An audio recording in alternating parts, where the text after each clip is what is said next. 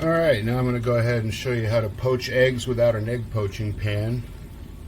So you want to get your water boiling like this, and I actually add like a teaspoon of just plain white vinegar to the water. It's supposed to help the whites stick to the yolks a little better. You're still going to lose a bunch of whites no matter what you do.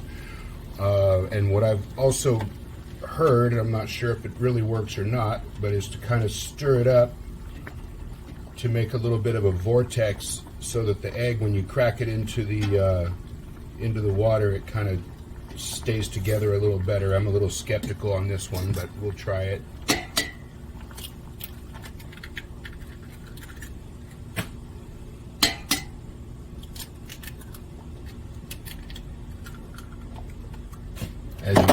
As you can see, we're already losing a bunch of the whites here.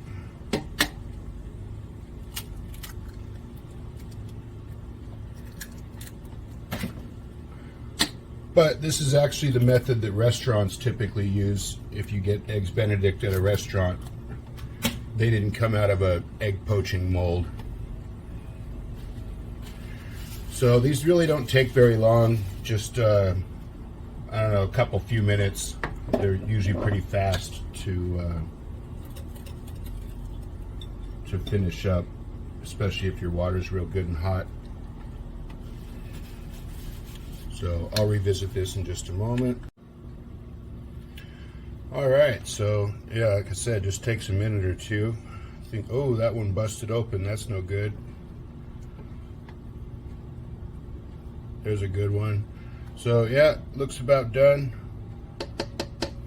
Now I'm going to move on and work on the eggs Benedict, but there's the poached egg video. Thanks for watching. Please like and subscribe.